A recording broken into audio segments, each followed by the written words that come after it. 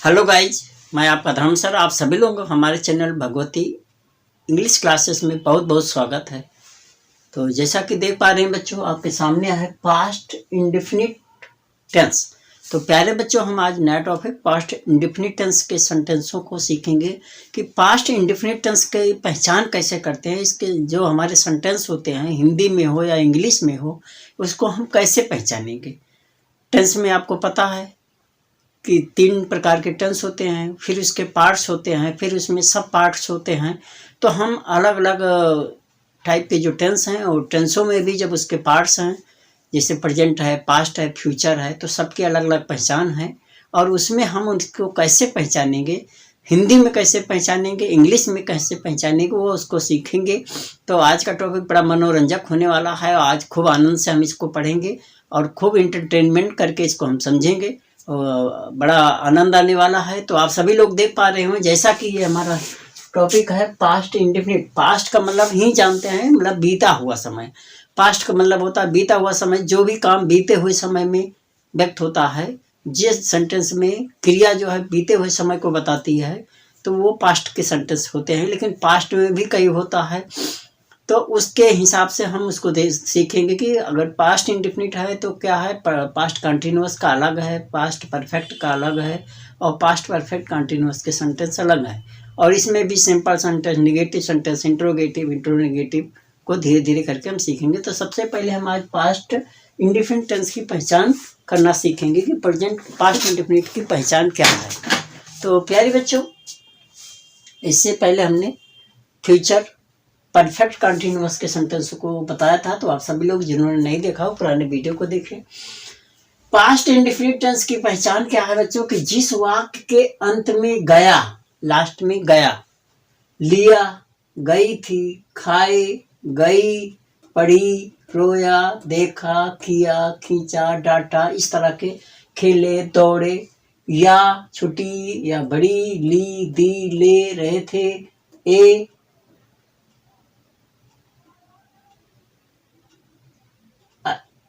आए आदि शब्द आते हैं, उसे हम पास्ट इंडेफिनिट टेंस का वाक्य कहते हैं। जैसे राम वह चला गया, मैंने खाना खा लिया, राधा चली गई थी, उसने बहुत सारे फल खाए,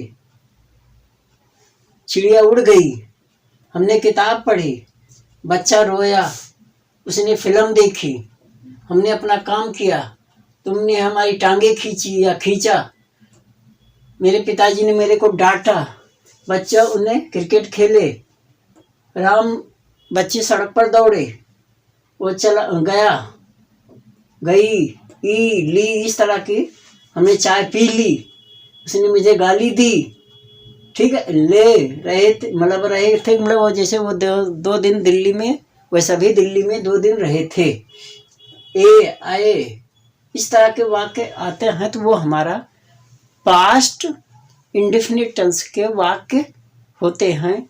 जैसे यहाँ पे आप देखें तो यहाँ पे आपको दिखाई पड़ रहा होगा, उसने खाना खा लिया, यहाँ पर आ गया लिया, मतलब खा लिया, बीते हुए समय में ये उसने काम किया, वो खाना खा लिया या खा चुका, मतलब खा लिया, अभी जस्ट उसने खा लिया, मतलब खाना उसने खत्म कर लिया। राधा स्कूल चली गई, मतलब वो जा स्कूल यहाँ से निकल गई। राम ने चाय पी ली, ली, यहाँ पर ली आ गया। तुमने अपना काम कर लिया, मतलब काम फिनिश हो गया। मैंने बहुत सारे फल खाए। ट्रेन प्लेटफार्म से चली गई, मैंने कल शेर देखा, हमने उसे खूब डांटा, उसने मेरा हाथ खींचा, हमने कल गाना गाया। तो आपने देखा ये सारे सेंटेंसों में से कोई न कोई यहाँ पर लास्ट में जो शब्द आ रहा है वो इससे मिलता जुलता शब्द है। इससे और भी शब्द बहुत सारे हैं, ये तो खाली एक आपको एक आइडेंटिफिकेशन के लिए थोड़े से सेंटेंस सामने आपको बताए हैं। और साथ में अगर आपका इंग्लिश का सेंटेंस है, तो इंग्लिश का सेंटेंस में मेन वर्ब का सेकंड फॉर्म, अगर टेंस में मेन वर्ब का सेकंड फॉर्म, जैसे यहाँ पे देखिए ही रोट ए लेटर, ये सेकंड फॉर्म है, ये मेन वर्ब है और ये B2 है, मतलब सेकंड फॉर्म है। राम दे वेंट, ये मेन वर्ब का सेकंड फॉर्म है। तो अगर सेकंड फॉर्म अथवा हेल्पिंग वर्ब में सेकंड फॉर्म यूज किया गया हो और या हेल्पिंग वर्ब डिड लगा हो, जैसे राम डिड, यहाँ पे हेल्पिंग और डिड के साथ मेन वर्ब का फर्स्ट फॉर्म लगा हो, तो यहाँ पर देखिए डिड है और यहाँ मेन वर्ब का फर्स्ट फॉर्म है, फर्स्ट है और ये हेल्पिंग वर्ब है। आई डिड नॉट लर्न, यहाँ देखिए ये डिड है और डिड के साथ नॉट भी लगा है साथ में, ठीक है। तो ये हेल्पिंग वर्ब हो गया और ये जो है मेन वर्ब का फर्स्ट फॉर्म हो गया लर्न। तो I did not learn my lesson मतलब मेन वर्ब का फर्स्ट फॉर्म का यूज हो तो उसे हम पास्ट इंडेफिनिट टेंस का वाक्य कहते हैं। जैसे ही रोट ए लेटर, यहाँ पर हमारा मेन वर्ब का सेकंड फॉर्म यूज हो रहा है। दे वेंट टू होम, यहाँ पे मेन वर्ब का सेकंड फॉर्म यूज हो रहा है। Ram did not go to school, यहाँ डिड भी लग रहा है, हेल्पिंग वर्ब डिड है उसके साथ नॉट और ये मेन वर्ब का फर्स्ट फॉर्म लग रहा है। आई डिड नॉट लर्न, यहाँ मेन हेल्पिंग वर्ब डिड है और उसके साथ में नॉट लगा है निगेटिव के लिए और मेन वर्ब का फर्स्ट फॉर्म लगा है। यू डिड नॉट प्लक, यहाँ भी वही चीजें हैं। और डिड देखो यहाँ देखिए इंट्रोगेटिव में डिड पहले आ गया, मेन वर्ब का फर्स्ट फॉर्म, ये मेन वर्ब का फर्स्ट फॉर्म है और ये हेल्पिंग वर्ब है।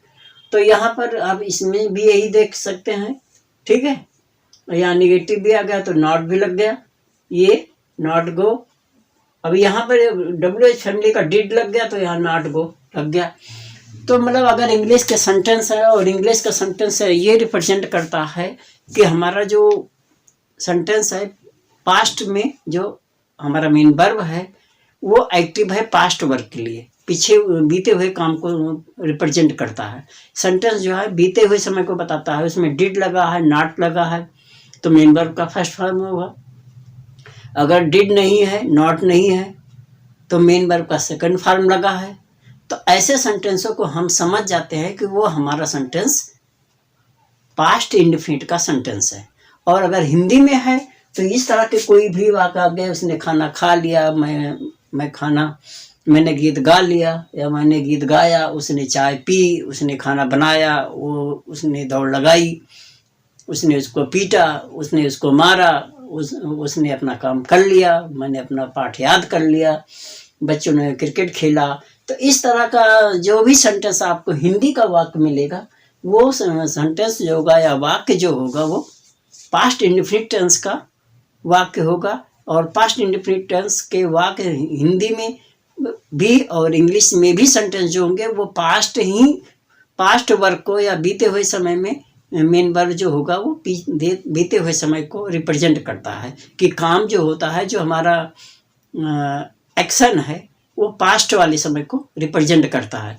तो ऐसे सेंटेंस को हम पास्ट इंडेफिनिट टेंस का वाक्य कहते हैं और यही इसकी पहचान है। और इस पहचान के आधार पर ही हम इसके जो आगे के 4 भाग हैं, simple sentence, interrogative sentence, negative sentence, interrogative negative sentence और WH फैमिली इंट्रोगेटिव वो भी होता है जो क्या से शुरू होता है और एक क्या बीच में आता है वो भी इंट्रोगेटिव होता है। उन सबको आगे हम डिटेल में अगले वीडियो में पढ़ेंगे। तो आप सभी लोग इसको खूब अच्छी तरह से रिवाइज करें, हिंदी में और इंग्लिश में भी इसकी आइडेंटिफिकेशन करना सीखें, इसको अच्छी तरह से खूब समझें कि यहाँ पर क्या इसका आइडेंटिफिकेशन है हिंदी में और इंग्लिश में क्या।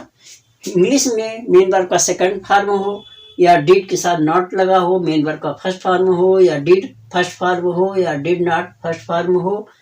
और इसमें मैंने खाना खा लिया, इस तरह के सेंटेंस लिया, दिया, गई, ली, दी, आई, गई, रोया, गाया, पीटा, मारा, ये इस तरह के सेंटेंस लास्ट में आते हैं, शब्द आते हैं तो वो सेंटेंस हमारा वाक्य जो होगा पास्ट इंडेफिनिट टेंस का वाक्य होगा। तो आशा करता हूँ बच्चों कि आप लोगों को ये वीडियो समझ में आ गया होगा और इसके रूल्स समझ में आ गया होगा, आपको जो हमने पहचान बताई वो भी अच्छी तरह समझ में आ गया होगा। तो आप इन सेंटेंसों को इसी आधार पर पहचानें और उसके आधार पर उसका फिर डिस्ट्रीब्यूशन करें, मतलब उसको वर्गीकरण करें। उसके बाद उसको अफर्मेटिव, निगेटिव, सिंपल सेंटेंस का मतलब होता है साधारण वाक्य जैसे मैंने खाना खा लिया। निगेटिव का मतलब होता है जैसे मैंने खाना नहीं खाया। इंट्रोगेटिव का मतलब होता है क्या मैंने खाना खाया। और इंट्रोगेटिव निगेटिव का मतलब होता है क्या मैंने खाना नहीं खाया। और उसने खाना क्यों नहीं खाया, ये भी प्रश्नवाचक वाक्य है। तो इन सारे को हम किस तरह से हिंदी से इंग्लिश में या इंग्लिश से हिंदी में कैसे उसको बदलेंगे, वो हम इससे अगले वाले वीडियो में सीखेंगे। तो प्यारे बच्चों, अगर आपको हमारा वीडियो अच्छा लगा होगा तो हमारे चैनल को सब्सक्राइब करना। आप सभी लोगों से निवेदन है कि इससे पिछले वीडियो को भी आप देखें। वीडियो अगर पसंद आएगा तो चैनल को सब्सक्राइब करना, ज़्यादा से ज़्यादा लोगों के बीच में शेयर करना, और वीडियो के नीचे लिंक है बेल आइकॉन का, उसको आप दबाना मत भूलना, क्योंकि आने वाली जितनी वीडियो उसका नोटिफिकेशन आपको उसी से मिलेगा। तो आप उसको दबाना मत भूलें, ज़्यादा से ज़्यादा लोगों के बीच में शेयर करें, लाइक कमेंट करें और बेल आइकन को प्रेस करें। और पिछले वीडियो को शुरू से देखें और स्किप करके मत देखें। वीडियो पसंद आए तो चैनल को सब्सक्राइब करें। Thanks for watching my channel. नमस्कार, जय हिंद, जय भारत।